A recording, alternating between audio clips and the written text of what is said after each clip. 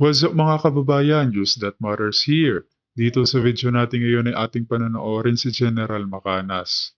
Grabe ang revelasyon ni General Macanas mga kababayan dito sa ating video ngayon, no? Na ang mga general na mismo ang tumawag sa kanya at sinabing pinaghahanda na di umano ang mga ito sa ang maaring mangyaring giyera sa ating bansa sa pagitan ng China. Dahil dumarami pa nga at umaaligid na ang mga barko ng China sa ating mga karagatan. Pero bago ang lahat mga kababayan, huwag niyo po sana kalimutang mag-like at subscribe para updated ka sa mga uploads ko araw-araw.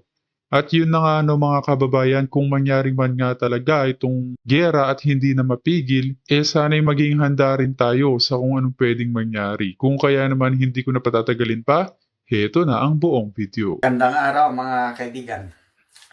Pag-usapan natin ngayon yung napipintong giyera sa ating bansa dahil sa sigalot ng US at China sa West Philippine Sea.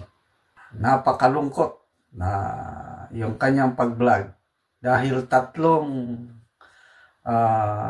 informants ang tumawag sa kanya. Ang isa mataas na general,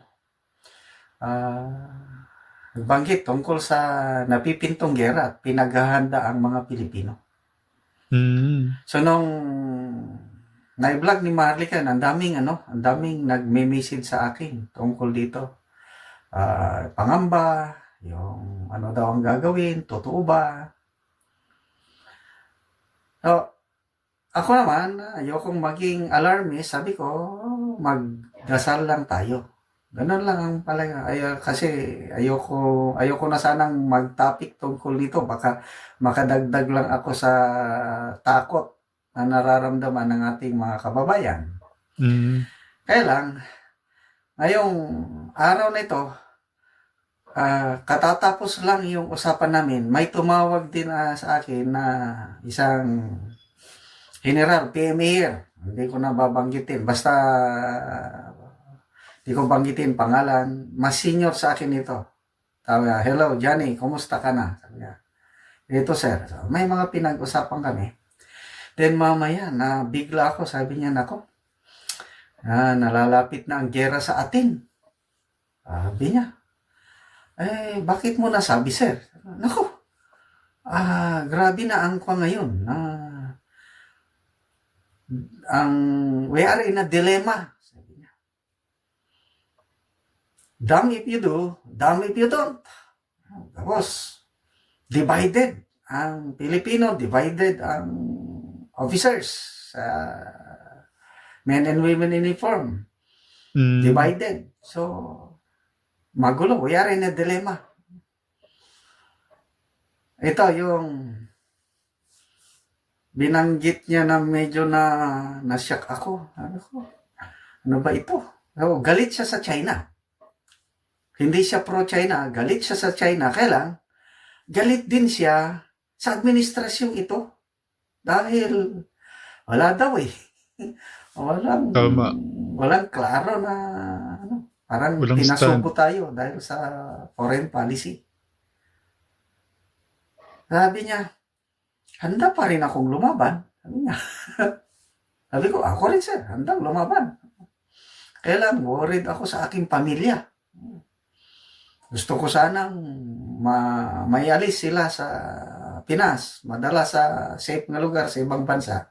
Bahala na kung magkagera, total. May edad naman tayo. Doon ako medyo, this is reality. Kasi siya, dahil PMA graduate, alam niya yung nangyayari sa loob ng AFP ngayon.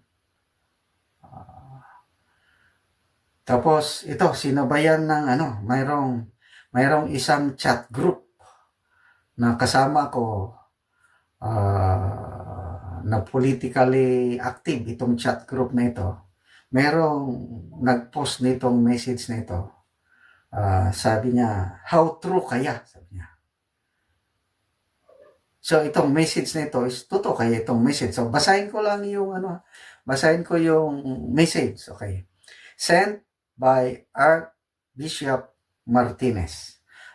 Prior to this, merong panawagan ang simbahang Katoliko na pray for safety of the Philippines.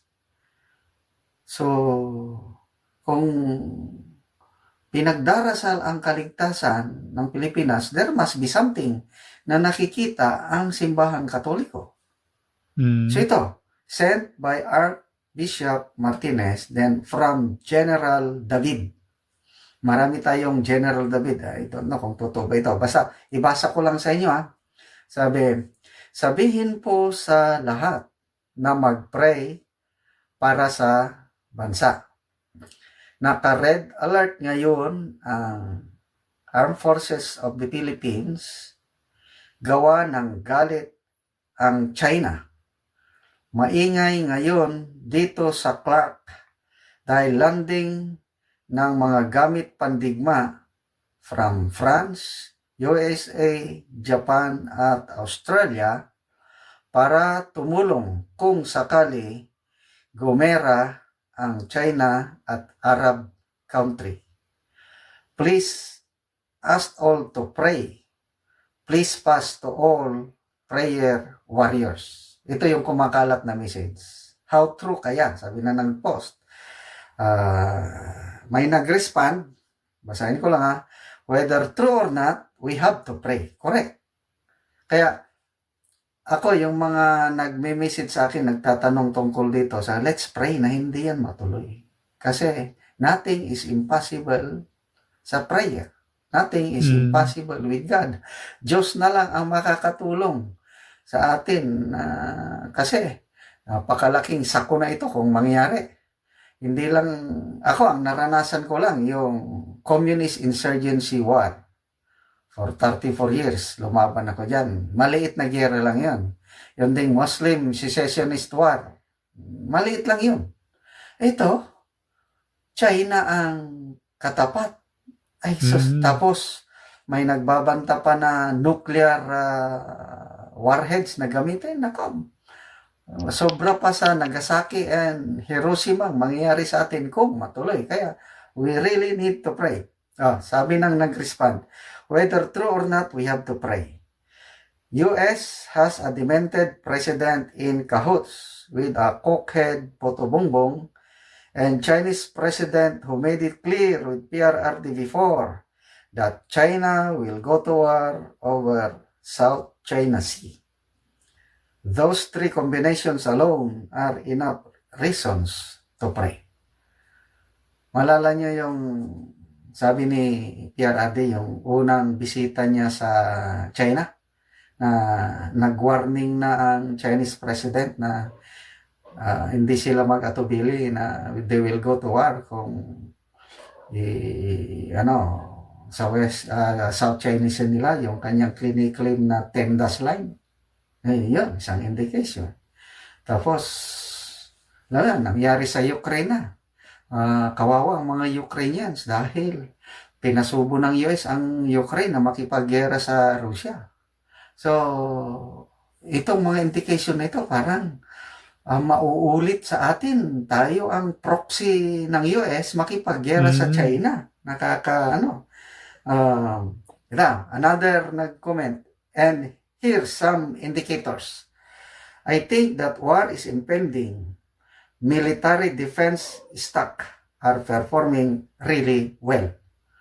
Yung arms, mga bentahan. Kasi sinasabi nila ito ang negosyo ng Amerika. Gusto nilang nagkakagera para marami ang bibili sa kanilang mga defense, mga armaments nila. So, ulitin ko, pinagsabihan ako ng mataas na retired general na ito, Premier General, na manda na tayo kasi nasa dilema. I hope how can this be prevented? Ang nakikita ko lang, mag-change ng approach ang gobyerno natin. Yung style digong ba? Marami ang bumabatikos sa style ni Digong, but doon ako believe yung style niya, realistic si Tatay Digong. Mas pinili niya nagpakumbaba. Hindi siya nagmatigas ang ulo. So, wala. Status ko, as is where is. Ganun lang. O di, walang problema. Ngayon kasi, ang foreign policy ng ating gobyerno is talagang dumikit na siya sa US. Eh di, nagalit ang China. So, yan ang dilemma natin.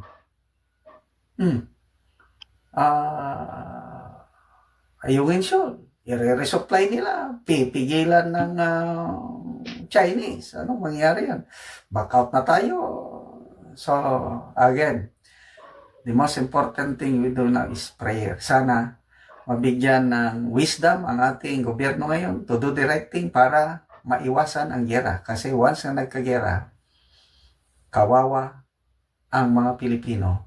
Itong mga government leaders, baka mabilis lang sa kanila lumipat. Malala nyo yung Ukraine nung nilusob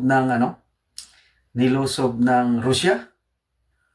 Anong unang aksyon ng US government kay President Zelensky? They offered him a ride para evacuate siya doon at lipad, paalis na ng Ukraine. Mabuti na lang itong si President Zelensky na, no, I will not do that. I will not leave my country. Baka ganon din ang gagawin ngayon pag nagkagera. I-offeran nila itong mga administration officials natin na, okay, malis na kayo dyan. Dito na kayo. Safe haven na kayo sa Amerika. Pabayaan yung mga Pilipinong lumaban. Baka ganon. Nako. So, sana maawa ang Diyos sa atin at hindi mangyari itong gera na kinakatakutan nating lahat.